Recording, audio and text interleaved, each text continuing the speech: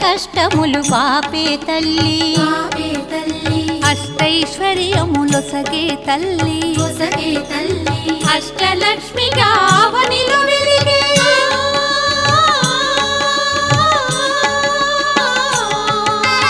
అష్టలక్ష్మిగా అవనిలో వెలిగే విష్ణు మనోహరి కరుణా సాగరి శ్రీలక్ష్మి పూజకు రండి సిరి సంపదలో సగే ధనలక్ష్మికి సేవలు చేయండి